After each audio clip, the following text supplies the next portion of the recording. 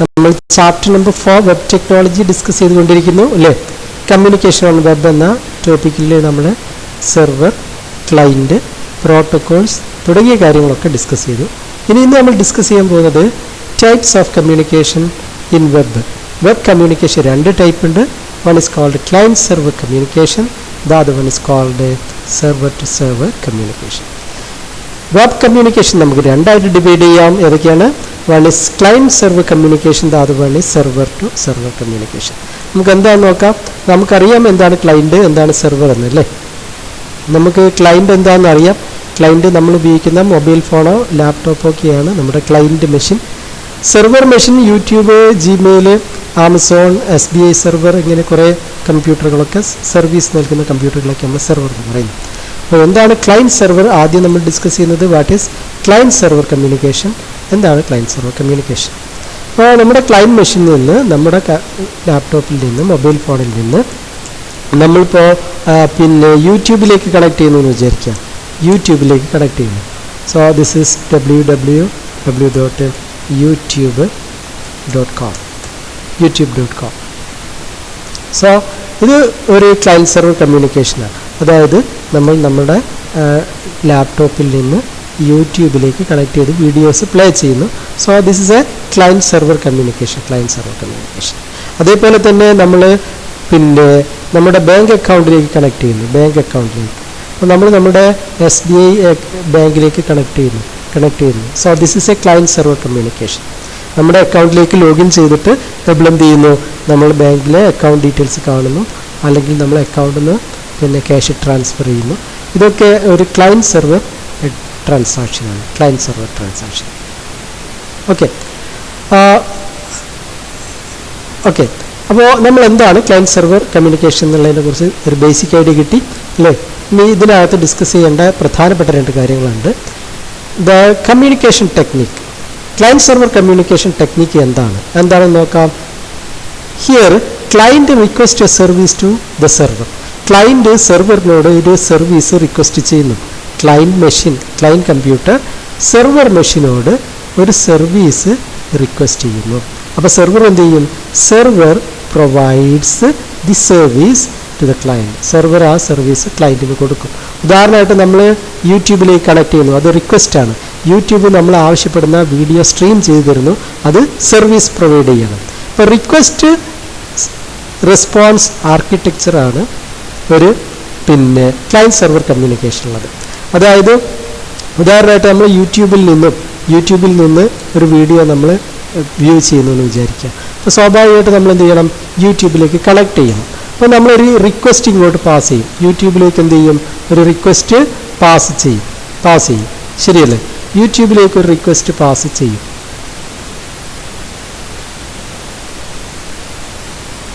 യൂട്യൂബിലേക്ക് നമ്മളൊരു റിക്വസ്റ്റ് ഇങ്ങനെ പാസ് ചെയ്യും. സോ ഇത് റിക്വസ്റ്റാണ്. തിരിച്ച് യൂട്യൂബ് എന്ത് തരും? യൂട്യൂബ് ഒരു വീഡിയോ ഫയൽ നമുക്ക് എന്ത് ചെയ്യും? നമുക്ക് റിട്ടേൺ ചെയ്ത് റെസ്പോൺസ് തരും. സോ ഈ ആദ്യം കണ്ട സംഭവം, ഈ സംഭവം റിക്വസ്റ്റ്. ഇതിനെ നമ്മൾ എന്ത് വിളിക്കുന്നു? ഇതിനെ നമ്മൾ റിക്വസ്റ്റ് എന്ന് വിളിക്കുന്നു. റിക്വസ്റ്റ്. ക്ലയൻറ്റ് സെർവറിലേക്ക് റിക്വസ്റ്റ് പാസ് ചെയ്യുന്നു. രണ്ടാമത് കണ്ട ഈ സംഭവം, തിരിച്ച് നമുക്കൊരു ഫയല് സ്ട്രീം ചെയ്ത് തരുന്നത്, ഇതിനെ നമുക്ക് എന്ത് വിളിക്കാം? ഇതിനെ നമുക്ക് റെസ്പോൺസ് എന്ന് വിളിക്കാം. റെസ്പോൺസ്. അപ്പോൾ സെർവർ റെസ്പോൺസ് തരുന്നു, ക്ലയൻറ്റ് റിക്വസ്റ്റ് ചെയ്യുന്നു. ക്ലയൻറ്റ് എന്ത് ചെയ്യുന്നു? റിക്വസ്റ്റ് ചെയ്യുന്നു. സെർവർ എന്ത് ചെയ്യുന്നു? തിരിച്ച് റെസ്പോൺസ് തരുന്നു. ഇങ്ങനെയുള്ള ആർക്കിടെക്ചറിനെയാണ് റിക്വസ്റ്റ് റെസ്പോൺസ് ആർക്കിടെക്ചർ.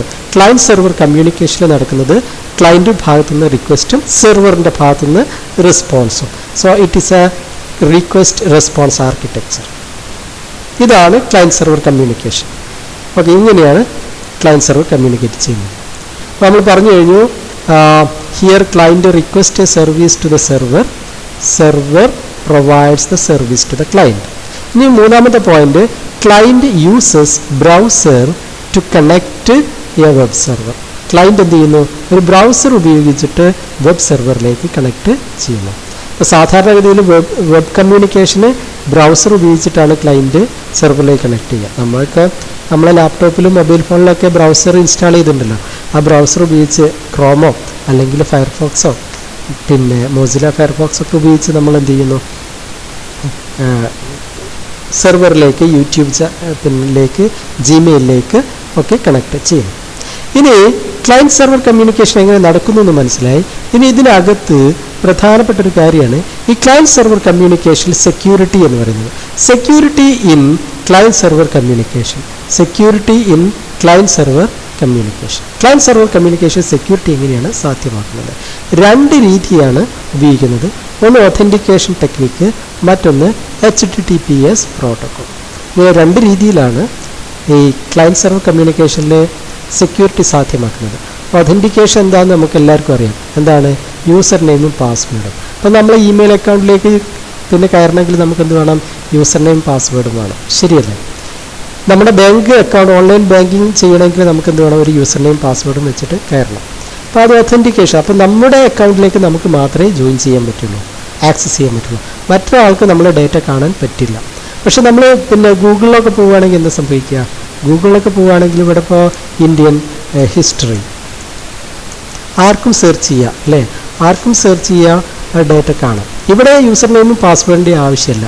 ഇനി നമ്മളൊരു news paper, online news paper വായിക്കുകയാണ്, ദ ഹിന്ദു എന്നുള്ള ന്യൂസ് പേപ്പറിലേക്ക് പോവുകയാണെങ്കിൽ അവിടെയും യൂസർ നെയിം പാസ്വേഡും ആവശ്യമില്ല. കാരണം എന്താണ്? അത് എല്ലാവർക്കും ഒരേ ഡേറ്റയെ കൊടുക്കുക അല്ലേ? എല്ലാവർക്കും കാണാവുന്ന ഡേറ്റയാണ് ന്യൂസ് പേപ്പറിൻ്റെ വെബ്സൈറ്റിൽ ഉണ്ടാവുക, ഗൂഗിൾ സെർച്ചിലൊക്കെ ഉണ്ടാവുക. അവിടെ യൂസർ നെയിം പാസ്വേഡ് വേണ്ട. നേരെ മറിച്ച് നമ്മൾ എന്ത് ചെയ്യുകയാണ്? ജിമെയിലിലേക്ക് കയറുകയാണ്. ജിമെയിലിലേക്ക് കയറുകയാണെങ്കിൽ എന്ത് വേണം?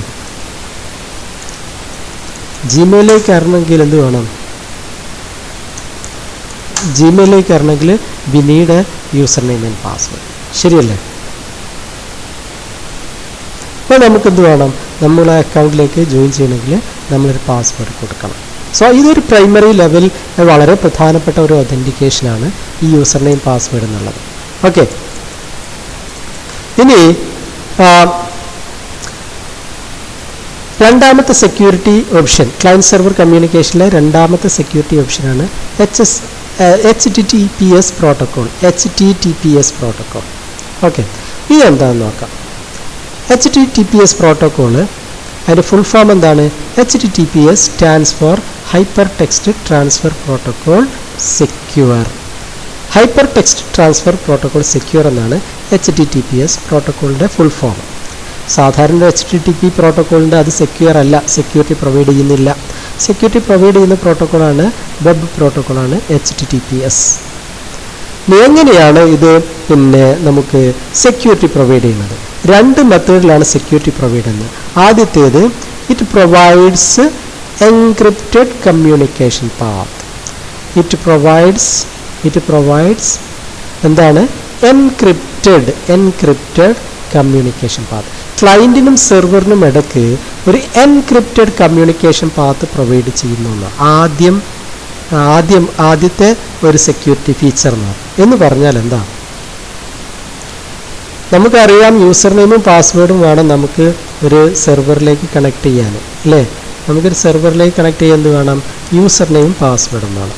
ഉദാഹരണമായിട്ട് നമ്മളെ ഈ ഒരു സെർവർ ക്ലയൻറ്റ് മെഷീനിൽ നിന്നും നമ്മൾ SBIയുടെ സ്റ്റേറ്റ് ബാങ്ക് ഓഫ് ഇന്ത്യയുടെ വെബ്സൈറ്റിലേക്ക് ലോഗിൻ ചെയ്യണമെങ്കിൽ നമുക്കെന്ത് വേണം? നമുക്കൊരു യൂസർ നെയിമും പാസ്വേഡും വേണം. അപ്പോൾ യൂസർ നെയിം ഒരു എക്സാമ്പിളായിട്ട് പറയുകയാണെങ്കിൽ ABC എന്ന യൂസർ നെയിമും ദെൻ പാസ്വേഡ് XYZ ആണെന്ന് വിചാരിക്കുക. ഓക്കെ, അപ്പോൾ ഇത് ഉപയോഗിച്ച് നമ്മൾ എന്ത് ചെയ്യും? ഈ സെർവറിലേക്ക് കണക്ട് ചെയ്യും. അപ്പോൾ ഈ ഇൻഫർമേഷനൊക്കെ ഈ ഇൻ്റർനെറ്റിലൂടെ എങ്ങനെയാണ് ട്രാൻസ്ഫർ ചെയ്യുന്നത്? ഡാറ്റ പാക്കറ്റുകളായിട്ടാണ് ട്രാൻസ്ഫർ ചെയ്യുന്നത്. അപ്പോൾ നമ്മുടെ യൂസർ നെയിമും പാസ്വേഡൊക്കെ ഇങ്ങനെ ഇൻ്റർനെറ്റിലൂടെ എന്ത് ചെയ്യും? ഇൻ്റർനെറ്റിലൂടെ പിന്നെ ട്രാൻസ്മിറ്റ് ചെയ്യും അല്ലേ? നെറ്റ്വർക്കിലൂടെ ട്രാൻസ്മിറ്റ് ചെയ്ത് കൊടുത്തും യൂസർ നെയിമും പാസ്വേഡും ഡാറ്റ പാക്കറ്റുകളായിട്ട് സെർവറിലേക്ക് എത്തും. അങ്ങനെ ട്രാൻസ്മിറ്റ് ചെയ്യുമ്പോൾ ഉള്ള ഒരു പ്രശ്നം, ഒരു സെക്യൂരിറ്റി പ്രശ്നമുണ്ട്. എന്താണെന്നറിയാം? വേണമെങ്കിൽ ഒരു ഹാക്കർക്ക് ഈ നെറ്റ്വർക്കിലേക്ക് കണക്ട് ചെയ്തിട്ട് ഈ പെർട്ടിക്കുലർ ഡേറ്റ എന്ത് ചെയ്യുക? അയാൾക്ക് ടാപ്പ് ചെയ്തെടുക്കാം. ഈ ഡേറ്റ ഇങ്ങോട്ട് എടുക്കാം, അയാളുടെ കമ്പ്യൂട്ടറിലേക്ക് എടുക്കാം. അയാളുടെ കമ്പ്യൂട്ടറിലേക്ക് കൊടുത്തു കഴിഞ്ഞാലുള്ള പ്രശ്നം, കിട്ടിക്കഴിഞ്ഞാലുള്ള പ്രശ്നം, അയാൾക്ക് നമ്മുടെ യൂസർ നെയിമും പാസ്വേഡ് ഉപയോഗിച്ച് എന്ത് ചെയ്യാൻ പറ്റും? അയാൾക്ക് നമ്മുടെ യൂസർ നെയിമും പാസ്വേഡ് ഉപയോഗിച്ച് SBI വെബ്സൈറ്റിൽ കയറാൻ പറ്റും, സെർവറിലേക്ക് കയറാൻ പറ്റും. കയറി കഴിഞ്ഞാലോ നമ്മുടെ അക്കൗണ്ടിലെ ക്യാഷ് അയാളുടെ അക്കൗണ്ടിലേക്ക് അദ്ദേഹത്തിന് ട്രാൻസ്ഫർ ചെയ്യാൻ പറ്റും. മനസ്സിലായോ? ഇൻ്റർനെറ്റിലൂടെ ഇതുപോലെ യൂസർ നെയിമും പാസ്വേഡും ട്രാൻസ്മിറ്റ് ചെയ്യുമ്പം ഒരു ഹാക്കർക്ക് ഈ ഇൻഫർമേഷൻ ടാപ്പ് ചെയ്തെടുക്കാൻ പറ്റും അയാളുടെ കമ്പ്യൂട്ടറിലേക്ക്. അങ്ങനെ ടാപ്പ് ചെയ്തെടുത്തു കഴിഞ്ഞാൽ നമ്മുടെ യൂസർ നെയിമും പാസ്വേഡും നഷ്ടപ്പെട്ടു പോകും. നഷ്ടപ്പെട്ടു പോകുക എന്ന് പറഞ്ഞാൽ നമ്മുടെ യൂസർ നെയിമും പാസ്വേഡും മറ്റൊരാൾക്ക് കിട്ടും. അയാൾക്ക് കിട്ടിക്കഴിഞ്ഞാൽ നമ്മുടെ ബാങ്ക് അക്കൗണ്ടിൻ്റെ യൂസർ നെയിം പാസ്വേഡും കിട്ടിയാൽ അയാൾക്ക് എന്ത് ചെയ്യാം? അയാൾക്ക് ട്രാൻസാക്ഷൻസ് നടത്താം. നമ്മുടെ അക്കൗണ്ടിലെ ക്യാഷ് അയാൾക്ക് അയാളുടെ അക്കൗണ്ടിലേക്ക് ട്രാൻസ്ഫർ ചെയ്യാം. അങ്ങനെയുള്ളൊരു സെക്യൂരിറ്റി ഇഷ്യൂ ഉണ്ട്. ഈ പ്രശ്നം പരിഹരിക്കാനാണ് എന്ത് കൊണ്ടുവരണമെന്നറിയാം? ഈ പ്രശ്നം പരിഹരിക്കാനാണ് എൻക്രിപ്ഷൻ എന്നുള്ള ഒരു സംഭവം കൊണ്ടുവരുന്നത്. എൻക്രിപ്ഷൻ എന്താണ്? ടേമിൻ്റെ പേരെന്താണ്? എൻക്രിപ്ഷൻ.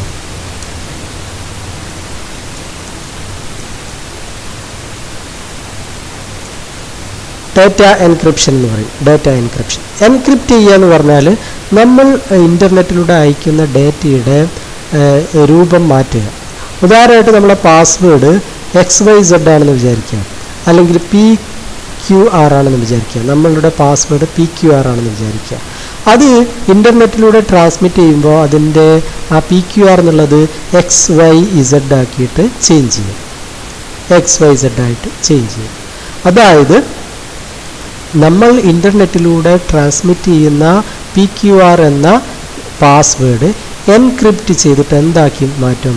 XYZ എന്ന് ട്രാൻസ്മിറ്റ് ചെയ്യും. അപ്പോൾ നമ്മുടെ ഈ നെറ്റ്വർക്കിലൂടെ ഈ ഡേറ്റ വരുമ്പോൾ ഡേറ്റ വരുമ്പോൾ നെറ്റ്വർക്കിലുള്ള ഡേറ്റ എന്തായിരിക്കും? നെറ്റ്വർക്കിലുള്ള പാസ്വേഡ് PQRന് പകരം ഇതിൽ വരിക എന്താണ്? XYZ ആയിരിക്കും.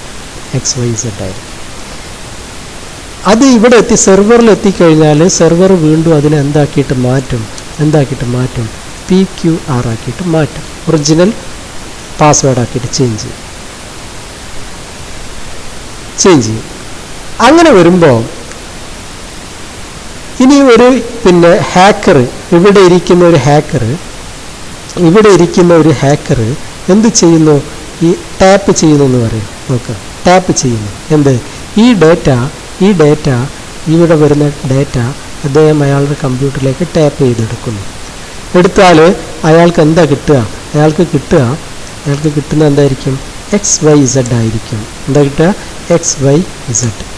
ആക്ച്വൽ പാസ്വേഡായ PQRന് പകരം അദ്ദേഹത്തിന് കിട്ടുക എന്തായിരിക്കും? XYZ എന്നുള്ള ഡേറ്റയായിരിക്കും.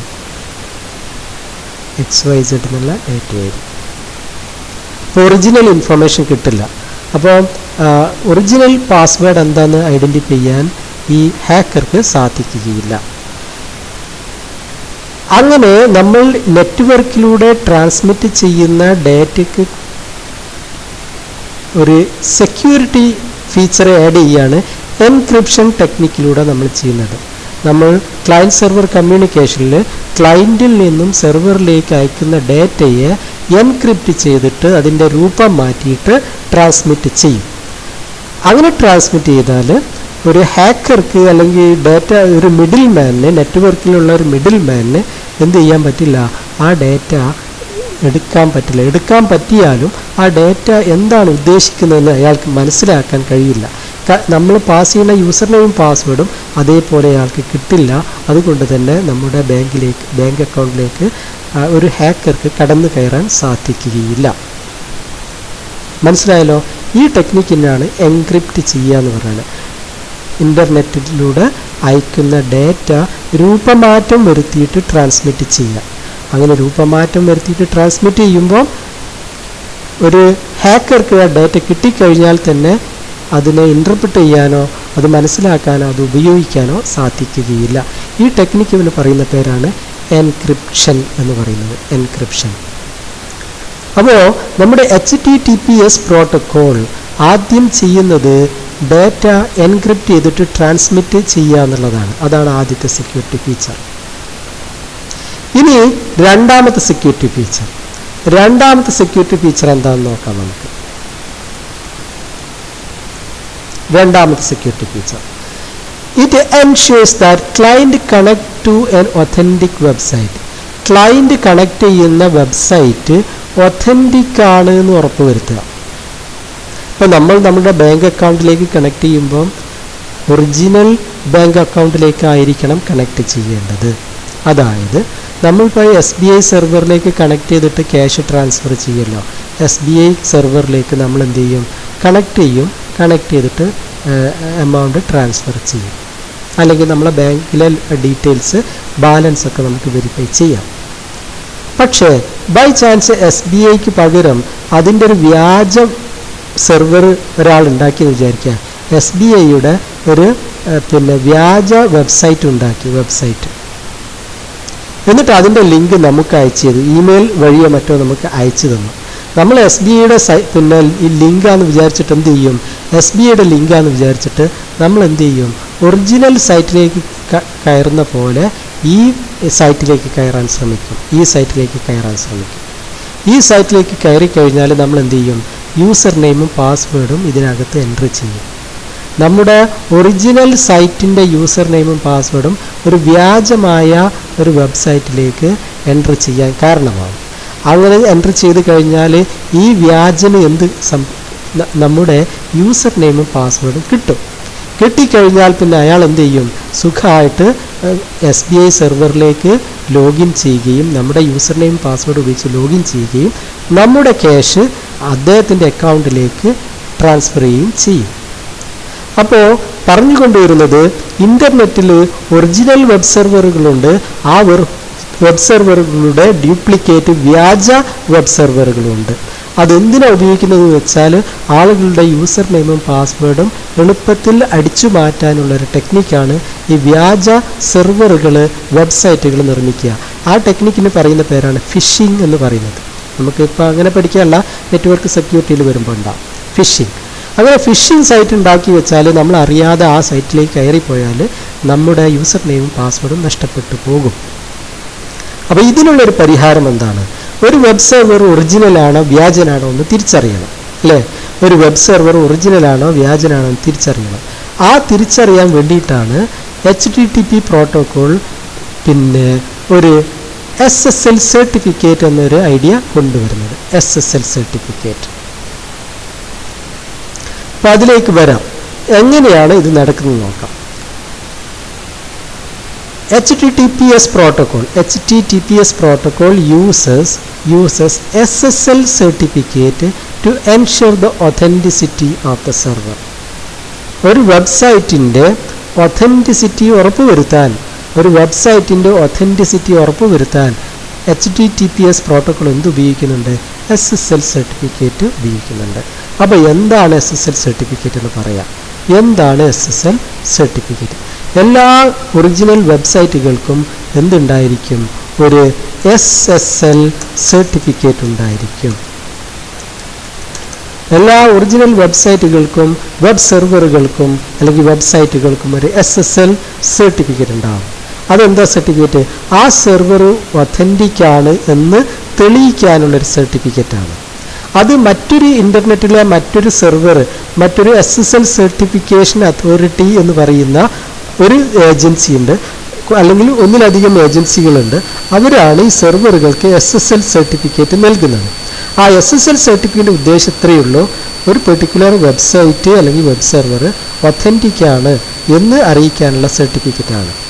അപ്പോൾ HTTPS പ്രോട്ടോക്കോൾ ഈ SSL സർട്ടിഫിക്കറ്റ് യൂസ് ചെയ്യുന്നുണ്ട്.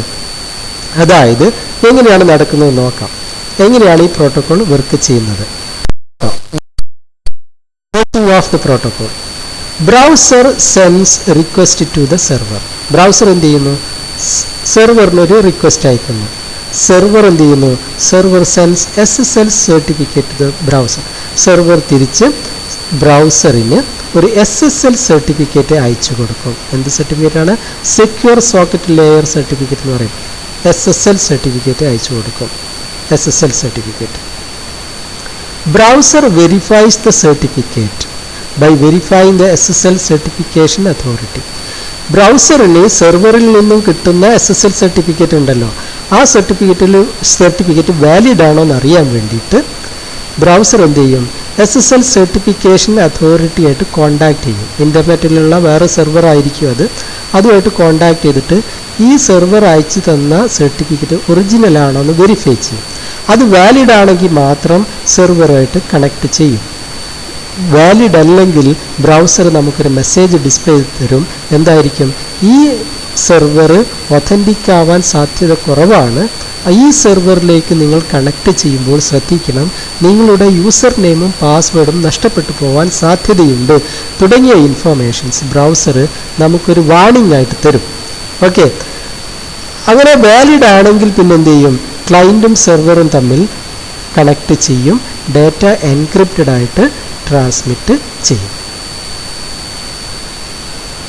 ഇപ്പോൾ ഉദാഹരണമായിട്ട് നമ്മളിപ്പോൾ പിന്നെ SBIയിലേക്ക് കണക്ട് ചെയ്യുമ്പം കണക്ട് ചെയ്യുമ്പോൾ എന്ത് സംഭവിക്കും? SBIയിലേക്ക് കണക്ട് ചെയ്യണമെന്ന് വിചാരിക്കുക. നമ്മൾ എന്ത് ചെയ്യും? നമ്മളിവിടെ ബ്രൗസറിൽ ടൈപ്പ് ചെയ്യും. ബ്രൗസറിൽ എന്ത് ടൈപ്പ് ചെയ്യും? നമ്മൾ ബ്രൗസറിൽ ടൈപ്പ് ചെയ്യും www.onlinesbi.com ടൈപ്പ് ചെയ്യും. അങ്ങനെ ടൈപ്പ് ചെയ്ത് കഴിഞ്ഞാൽ ബ്രൗസർ എന്ത് ചെയ്യും?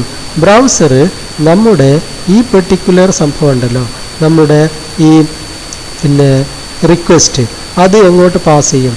ഈ റിക്വസ്റ്റ് SBI സെർവറിലേക്ക് പാസ് ചെയ്യും.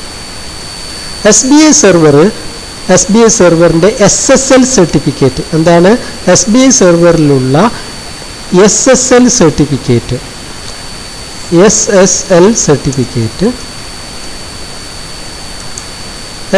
സർട്ടിഫിക്കറ്റ് ആർക്ക് അയച്ചു കൊടുക്കും? SSL സർട്ടിഫിക്കറ്റ് SBI സെർവർ ഈ SSL സർട്ടിഫിക്കറ്റ് നമ്മളെ ബ്രൗസറിന് തിരിച്ച് ഇങ്ങോട്ട് അയച്ചു കൊടുക്കും. ബ്രൗസർ എന്ത് ചെയ്യും? ആ സർട്ടിഫിക്കറ്റ് ഒറിജിനൽ ആണോ എന്ന് സർട്ടിഫിക്കേഷൻ അതോറിറ്റിയായിട്ട് കോണ്ടാക്ട് ചെയ്തിട്ട് വെരിഫൈ ചെയ്യും. അങ്ങനെ ഓക്കെ ആണെങ്കിൽ മാത്രം എന്ത് ചെയ്യും? ഈ സെർവറുമായിട്ട് ഡാറ്റ ട്രാൻസ്ഫർ ചെയ്യും. ഒതൻറ്റിക് അല്ലെങ്കിൽ യൂസർക്കൊരു വാർണിംഗ് തരും. ഈ സെർവറിലേക്ക് കണക്ട് ചെയ്താൽ ഒരു പക്ഷേ നിങ്ങളുടെ യൂസർ നെയിമും പാസ്വേഡും നിങ്ങളുടെ കോൺഫിഡൻഷ്യൽ ഡീറ്റെയിൽസും നഷ്ടപ്പെടാൻ സാധ്യതയുണ്ട്, സേഫ് അല്ല എന്നുള്ളൊരു മെസ്സേജ് തരും. സോ ഇതാണ് SSL സർട്ടിഫിക്കറ്റ്. അപ്പോൾ രണ്ട് രീതിയിലാണ് എന്ത് സംഭവിക്കുന്നത്? സെക്യൂരിറ്റി പിന്നെ സൊല്യൂഷൻ ഉള്ളത് ക്ലയൻറ്റ് സെർവർ കമ്മ്യൂണിക്കേഷനിൽ. ഒന്ന് ഒതൻറ്റിക്കേഷൻ, യൂസർ നെയിമും പാസ്വേഡും വഴി പിന്നെ കൺഫേം ചെയ്യുക. രണ്ടാമത്തേത് HTTPS പ്രോട്ടോക്കോൾ. HTTPS പ്രോട്ടോക്കോൾ വഴി രണ്ട് സെക്യൂരിറ്റി മെഷേഴ്സ് പ്രൊവൈഡ് ചെയ്യുന്നുണ്ട്. ഒന്ന് ഡാറ്റ എൻക്രിപ്റ്റഡ് ആയിട്ട് രൂപം മാറ്റിയിട്ട് പാസ് ചെയ്യും, അപ്പോൾ നമ്മുടെ യൂസർ നെയിമും പാസ്വേഡൊക്കെ പ്രൊട്ടക്റ്റഡ് ആവും. മറ്റൊന്ന്, നമ്മൾ കണക്ട് ചെയ്യുന്ന സെർവർ ഒതൻറ്റിക് സെർവർ ആണെന്ന് ഉറപ്പുവരുത്താൻ ഒരു SSL സർട്ടിഫിക്കറ്റ് എന്നുള്ള ഒരു ഡിജിറ്റൽ സർട്ടിഫിക്കറ്റ് യൂസ് ചെയ്യും. സെർവർ അയച്ചു തരുന്ന SSL സർട്ടിഫിക്കറ്റ് വാലിഡേറ്റ് ചെയ്യും ബ്രൗസർ. വാലിഡ് ആണെങ്കിൽ സെർവറും ക്ലയൻറ്റും തമ്മിൽ ഡാറ്റ ട്രാൻസ്മിറ്റ് ചെയ്യും, എൻക്രിപ്റ്റ് ചെയ്തിട്ട് ഡാറ്റ ട്രാൻസ്മിറ്റ് ചെയ്യും. അല്ലാത്ത കേസിൽ ബ്രൗസർ യൂസർക്ക് ഒരു വാർണിംഗ് കൊടുക്കും, ഈ സെർവറിലേക്ക് കണക്ട് ചെയ്യുന്നത് അത്ര സേഫ് അല്ല എന്നുള്ള ഒരു വാർണിംഗ് കൊടുക്കും. So this is what client server communication. Client server communication security ആണ് പ്രധാനപ്പെട്ട കാര്യം. ഒന്ന് ഒതൻറ്റിക്കേഷൻ, യൂസർ നെയിം പാസ്വേഡ്. മറ്റൊന്ന് HTTPS പ്രോട്ടോക്കോൾ ഉപയോഗിച്ച് ഡാറ്റ എൻക്രിപ്റ്റ് ചെയ്ത് പാസ് ചെയ്യാം. മറ്റൊന്ന് കണക്ട് ചെയ്യുന്ന സെർവർ വാലിഡ് ആണ്, ഒതൻറ്റിക് ആണെന്ന് വെരിഫൈ ചെയ്യാം. So we have done with client server communication. Next we have server to server communication.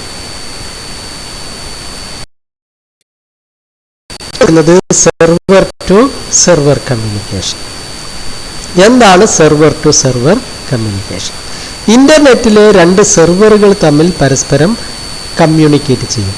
ഉദാഹരണമായിട്ട് SBI ബാങ്കിൻ്റെ സെർവറും ആമസോൺ എന്ന പിന്നെ ഓൺലൈൻ ഷോപ്പിംഗ് സെർവറും തമ്മിൽ കമ്മ്യൂണിക്കേറ്റ് ചെയ്യും. രണ്ട് സെർവറുകൾ തമ്മിലുള്ള കമ്മ്യൂണിക്കേഷനെയാണ് നമ്മൾ സെർവർ ടു സെർവർ കമ്മ്യൂണിക്കേഷൻ എന്ന് പറയുന്നത്. ഇത് എക്സ്പ്ലെയിൻ ചെയ്യുന്നതിന് മുമ്പ് ഈ പ്രധാനപ്പെട്ട പോയിന്റ്സ് നമുക്ക് നോക്കാം. In internet two servers may communicate each other. രണ്ട് സെർവറുകൾക്ക് ഇന്റർനെറ്റിൽ പരസ്പരം കമ്മ്യൂണിക്കേറ്റ് ചെയ്യാം. ഫോർ എക്സാമ്പിൾ, ഉദാഹരണമായിട്ട് a merchant server like Amazon server may interact with a bank server. ഉദാഹരണമായിട്ട് ആമസോൺ സെർവറിന് ഒരു ബാങ്ക് സെർവറുമായിട്ട് കമ്മ്യൂണിക്കേറ്റ് ചെയ്യാം. ആമസോൺ പോലെയുള്ള സെർവറിനെ നമ്മൾ മെർച്ചന്റ് സെർവർ എന്ന് പറയും, SBI പോലെയുള്ള ബാങ്ക് സെർവറുകൾ. അപ്പോൾ ഒരു ബാങ്ക് സെർവറിനും ഒരു മെർച്ചന്റ് സെർവറിനും പരസ്പരം കമ്മ്യൂണിക്കേറ്റ് ചെയ്യാം. അത് സെർവർ ടു സെർവർ കമ്മ്യൂണിക്കേഷന് ഒരു എക്സാമ്പിളാണ്. അങ്ങനെ കമ്മ്യൂണിക്കേറ്റ് ചെയ്യുമ്പോൾ they use digital certificate to authenticate each other. നേരത്തെ ക്ലയൻറ്റ് സെർവർ കമ്മ്യൂണിക്കേഷനിൽ നമ്മൾ SSL സർട്ടിഫിക്കറ്റ് പറഞ്ഞിരുന്നു, രണ്ടും വാലിഡ് സെർവറുകളാണെന്ന് ഉറപ്പുവരുത്തും. അതേപോലെ സെർവർ ടു സെർവർ കമ്മ്യൂണിക്കേഷനിലും ഡിജിറ്റൽ സർട്ടിഫിക്കറ്റ് യൂസ് ചെയ്യുന്നുണ്ട്. എന്തിനാ? ഈ രണ്ട് സെർവറുകളും പരസ്പരം വാലിഡ് ആണ് എന്ന് ഉറപ്പുവരുത്താൻ. അതിലൊരു point, SSL certificate is an example of digital certificate.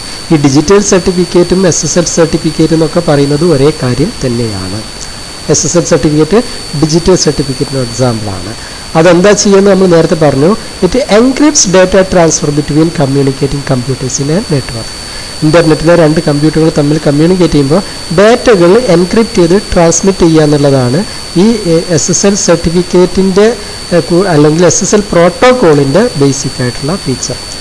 ഈ ഈ HTTPS പ്രോട്ടോക്കോൾ ഉണ്ടല്ലോ, നമ്മൾ പറഞ്ഞു HTTPS പ്രോട്ടോക്കോൾ, അതിൻ്റെ സബ് പ്രോട്ടോക്കോളാണ് SSL protocol, secure socket layer എന്ന് പറയും. എന്താണ് SSL പ്രോട്ടോക്കോൾ? SSL പ്രോട്ടോക്കോൾ എന്ന് പറഞ്ഞാൽ HTTP പ്രോട്ടോക്കോളിൻ്റെ ഒരു സബ് പ്രോട്ടോക്കോളാണ്. അതാണ് നമുക്ക് സെക്യൂരിറ്റി പ്രൊവൈഡ് ചെയ്യുന്നത്. അതാണ് ഡാറ്റ എൻക്രിപ്റ്റ് ചെയ്യാനും ഒക്കെ സഹായിക്കുന്നത്. ഓക്കെ, അപ്പോൾ നമ്മൾ പറഞ്ഞു കഴിഞ്ഞു. എന്താണ് പറഞ്ഞത്? രണ്ട് സെർവറുകൾ തമ്മിൽ ഇൻ്റർനെറ്റിൽ കമ്മ്യൂണിക്കേറ്റ് ചെയ്യാം. ഉദാഹരണമായിട്ട് ബാങ്ക് സെർവറും ആമസോൺ സെർവറും തമ്മിൽ കമ്മ്യൂണിക്കേറ്റ് ചെയ്യാം. അങ്ങനെ കമ്മ്യൂണിക്കേറ്റ് ചെയ്യുമ്പോൾ ഡിജിറ്റൽ സർട്ടിഫിക്കറ്റ് യൂസ് ചെയ്യും ഒതൻറ്റിക്കേറ്റ് ചെയ്യാൻ. ഇനി അതിൻ്റെ ഒരു എക്സ്പ്ലനേഷനായിട്ട് നമുക്ക് നോക്കാം.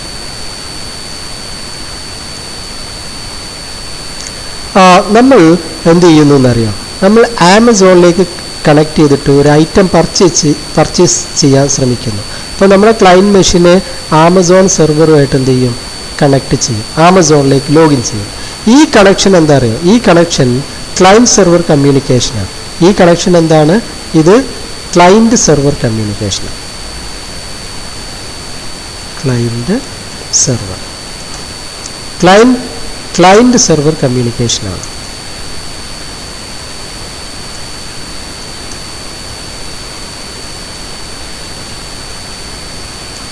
ക്ലയൻറ്റ് സെർവർ കമ്മ്യൂണിക്കേഷനാണ്. നമ്മളെ ലാപ്ടോപ്പിൽ നിന്നും ആമസോൺ സെർവറിലേക്ക് നമ്മൾ ലോഗിൻ ചെയ്യുമ്പോൾ that's a client server communication. അങ്ങനെ ആമസോണിലേക്ക് ലോഗിൻ ചെയ്തിട്ട് നമ്മൾ എന്ത് ചെയ്തു എന്നറിയാം? നമ്മൾ ഒരു ഐറ്റം പർച്ചേസ് ചെയ്തു. ആമസോണിൽ നിന്നും നമ്മളൊരു ഐറ്റം പർച്ചേസ് ചെയ്യുന്നു. ഈ ഒരു പെർട്ടിക്കുലർ ഐറ്റം നമ്മൾ പർച്ചേസ് ചെയ്യുമ്പോൾ നമ്മൾ അതിൻ്റെ ക്യാഷ് ഓൺലൈനായിട്ട് പേ ചെയ്യണം അല്ലേ? ആമസോണിന് നമ്മൾ ക്യാഷ് കൊടുക്കണ്ടേ? നമ്മൾ ക്യാഷ് കൊടുക്കണമെങ്കിൽ എന്ത് ചെയ്യും? ആമസോണിന് ക്യാഷ് കൊടുക്കണമെങ്കിൽ എന്ത് ചെയ്യും?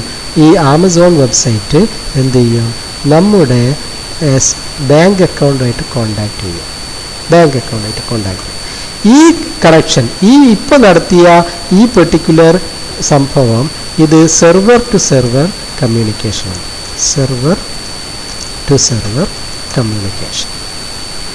ഇപ്പോൾ നമ്മുടെ ക്ലയൻറ്റ് ആമസോണിലേക്ക് കണക്ട് ചെയ്യുന്നത് ക്ലയൻറ്റ് സെർവർ കമ്മ്യൂണിക്കേഷനും, നമ്മൾ ഐറ്റം പർച്ചേസ് ചെയ്തിട്ട് ക്യാഷ് പേ ചെയ്യുമ്പോൾ നമ്മൾ ആമസോൺ സെർവർ നമ്മളെ ബാങ്കുമായിട്ട് കണക്ട് ചെയ്യുമ്പോൾ that is server to server കമ്മ്യൂണിക്കേഷനുമാണ്.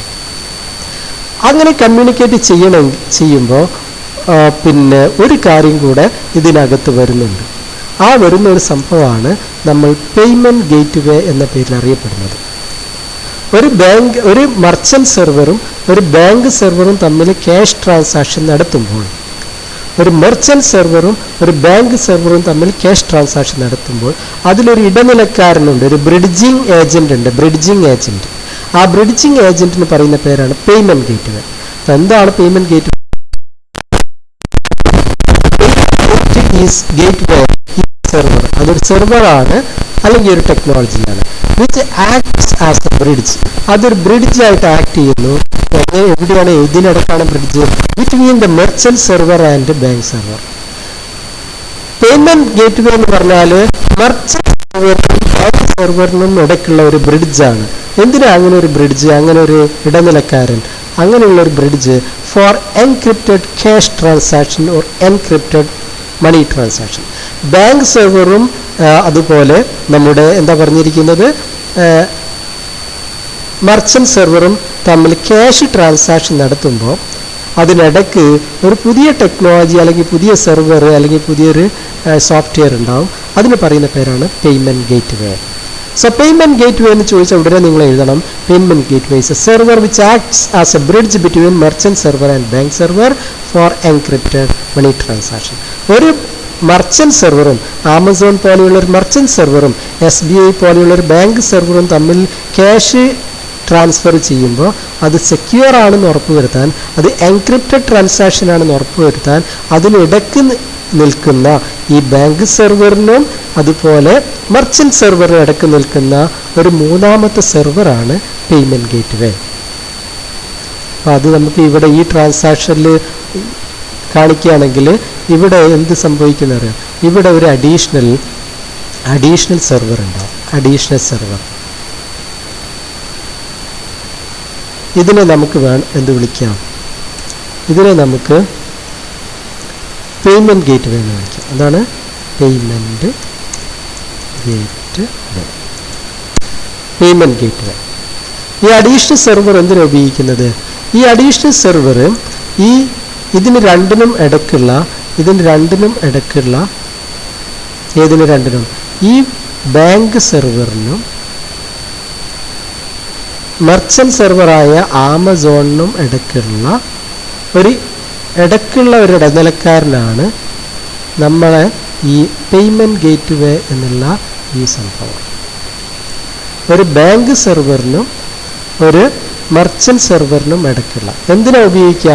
ഇത് രണ്ടും തമ്മിലുള്ള ട്രാൻസാക്ഷനിൽ സെക്യൂരിറ്റി പ്രൊവൈഡ് ചെയ്യുക എന്നുള്ളതാണ് ഈ പേയ്മെന്റ് ഗേറ്റ്വേ എന്നുള്ള സിസ്റ്റത്തിൻ്റെ duty. So payment gateway is A bridge between the bank server and merchant server. Okay, so we have discussed all the things, right?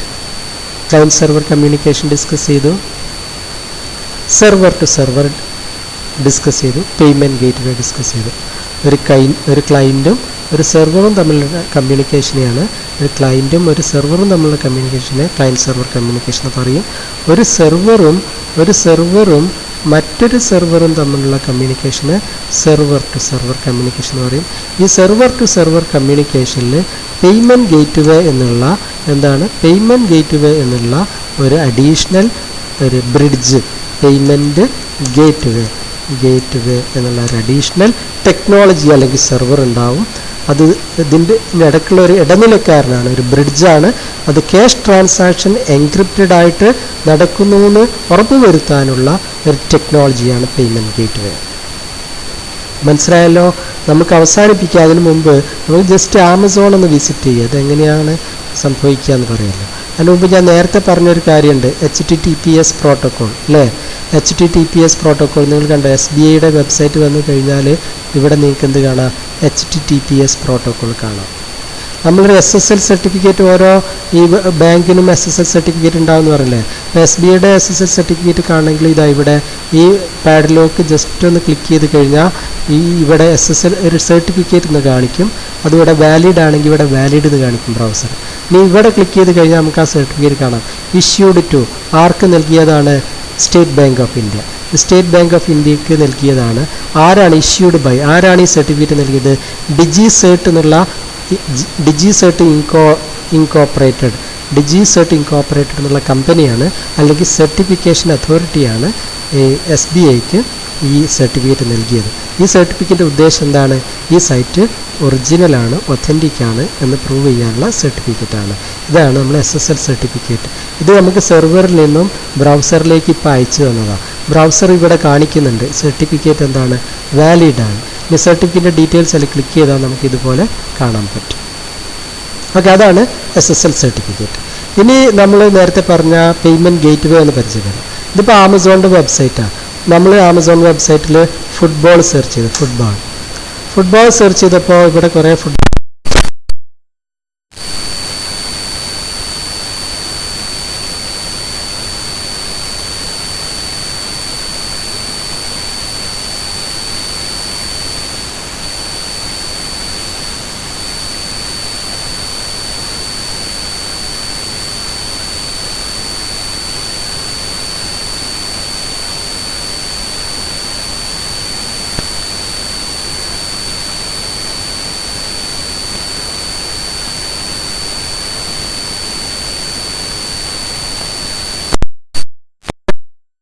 വിചാരിക്കും.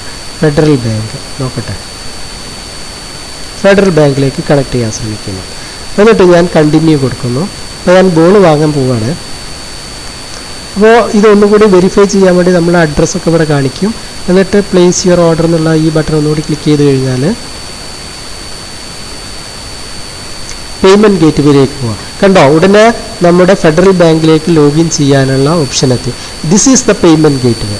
ഇനി നമ്മൾ ആമസോണും ഫെഡറൽ ബാങ്കും തമ്മിലുള്ള ട്രാൻസാക്ഷന് നടത്താണ്. ഞാനിവിടെ യൂസർ നെയിം പാസ്വേഡൊക്കെ കൊടുത്തു കഴിഞ്ഞ് ലോഗിൻ ചെയ്ത് കഴിഞ്ഞാൽ എനിക്ക് എൻ്റെ ക്യാഷ് പോയി കിട്ടും. അതുകൊണ്ട് തൽക്കാലം ഞാൻ എന്ത് ചെയ്യുന്നില്ല, എനിക്കിപ്പോൾ ഫുട്ബോളിൻ്റെ ആവശ്യമില്ല. ഞാൻ നിങ്ങൾക്ക് എന്താണ് പേയ്മെൻറ്റ് ഗേറ്റ്വേ എന്നുള്ള ഐഡിയ പ്രാക്ടിക്കലായിട്ട് കാണിച്ചു തന്നാണ്. നമ്മളിങ്ങനെ ഇപ്പോൾ നമ്മുടെ KCBയിലെ ഓൺലൈൻ പേയ്മെൻറ്റ് പോയി കഴിഞ്ഞാൽ അല്ലേ, നമ്മൾ പേ ചെയ്യാൻ നേരത്തെ ഇതുപോലൊരു ബാങ്കിൻ്റെ സൈറ്റ് വരും. എല്ലാ ബാങ്കുകളും ഒരു പേയ്മെൻറ്റ് ഗേറ്റ്വേ ഉണ്ടാക്കി വെച്ചിട്ടുണ്ട്. ആ പേയ്മെൻറ്റ് ഗേറ്റ്വേ ഇങ്ങനെയുള്ള മർച്ചൻ്റ് വെബ്സൈറ്റുകൾക്ക്, ഉദാഹരണമായിട്ട് ആമസോൺ അല്ലെങ്കിൽ ഫ്ലിപ്കാർട്ട് അല്ലെങ്കിൽ അലിബാബ തുടങ്ങിയ വെബ്സൈറ്റുകൾക്ക് ഈ പേയ്മെൻറ്റ് ഗേറ്റ്വേ ഉപയോഗിച്ച് എന്ത് ചെയ്യാം, ഈ വാങ്ങുന്ന വസ്തുക്കളുടെ ഐറ്റത്തിൻ്റെ എമൗണ്ട് ബാങ്കിൽ നിന്നും ട്രാൻസ്ഫർ ചെയ്യാൻ സാധിക്കും. ഈ സംവിധാനത്തിനാണ് നമ്മൾ എന്ത് പറയുന്നത്, പേയ്മെൻറ്റ് ഗേറ്റ്വേ എന്ന് പറയുന്നത്. അപ്പോൾ നമ്മൾ ഇവിടെ അവസാനിപ്പിക്കുകയാണ്. നമ്മുടെ ചാപ്റ്റർ നമ്പർ 4ൻ്റെ മൂന്നാമത്തെ പാർട്ടാണ് നമ്മളിവിടെ കംപ്ലീറ്റ് ചെയ്തിരിക്കുന്നത്. Client server communication, server to server communication, payment gateway തുടങ്ങിയ കാര്യങ്ങളൊക്കെ നമ്മൾ ഡിസ്കസ് ചെയ്തു. അവസാനിപ്പിക്കുന്നു. ഈ ക്ലാസ് ശ്രദ്ധിച്ച എല്ലാവർക്കും നന്ദി പറയുന്നു. ഈ ക്ലാസ്സിൻ്റെ ബാക്കി പാർട്ട് കേൾക്കാൻ താല്പര്യമുള്ളവർ ഈ ചാനൽ സബ്സ്ക്രൈബ് ചെയ്യുക. ഇത് പഠിക്കുന്ന മറ്റു കുട്ടികൾക്ക് നിങ്ങൾ ഇത് ഷെയർ ചെയ്യുക. എല്ലാവർക്കും ഒരിക്കൽ കൂടി നന്ദി പറഞ്ഞുകൊണ്ട് അടുത്ത സെഷനിലേക്ക് സ്വാഗതം ചെയ്തുകൊണ്ട് നിർത്തട്ടെ. Thank you very much.